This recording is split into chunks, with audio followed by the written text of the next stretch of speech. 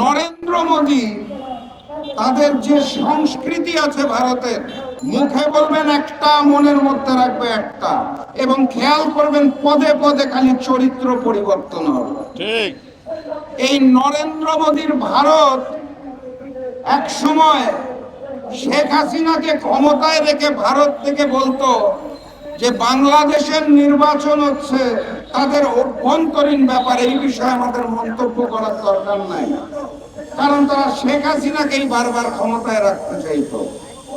এখন সেই ভারত নতুন করে বলছে সবাইকে নিয়ে নির্বাচন করতে হবে, ইনক্লুসিভ নির্বাচন চায়। শেখ হাসিনার জন্য 16 বছর এক্সক্লুসিভ নির্বাচন আয়োজন করে ভারত এখন বাংলাদেশে ইনক্লুসিভ নির্বাচন চায়। এটা হচ্ছে নরেন্দ্র মোদীর সেই নগ্ন বেহায়া চরিত্র। তারা যে মুসলমান নিধনে নামবেন এটাই তো স্বাভাবিক। নরেন্দ্র মোদীর হিন্দুত্ববাদ এবং ভারতের ওই মন্ত্রণালয়গুলোর মনে হয় ভারতের কোথাও মসজিদ থাকলেই বোধহয় ওটার নিচে মন্দির আছে, থাকতেই হবে, এটা হচ্ছে তাদের নীতি।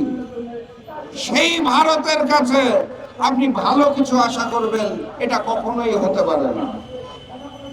সেই ভারত ওয়াকফ বিল সংশোধনীর মাধ্যমে মুসলমানদের দানকৃত মসজিদ, মাদ্রাসা, এতিমখানা এখন দখল করে লুটপাট করার পরিকল্পনা করছে।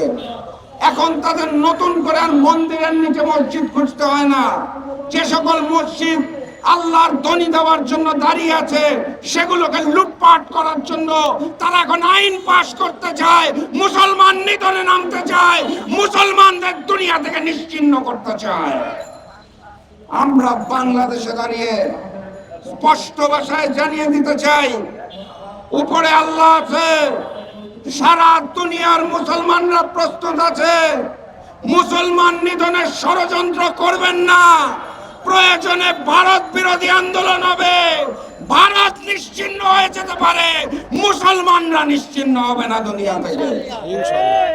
সংগ্রামী সাথী এবং বন্ধুগণ, লেন্দুক দর্জিকে দিয়ে সিকিম দখল হয়েছিল, শেখ হাসিনাকে দিয়ে বাংলাদেশ দখল করা যায় নাই। বাংলাদেশের মানুষ হচ্ছে সেই জাতি যারা রক্ত দিতে জানে, যারা প্রতিবাদ করতে জানে, যারা প্রতিরোধ করতে জানে, যারা শেখ হাসিনাকে প্রতিরোধ করেছে, প্রয়োজনে ভারতীয় র এবং নরেন্দ্র মোদীকেও প্রতিরোধ করবে ইনশাআল্লাহ।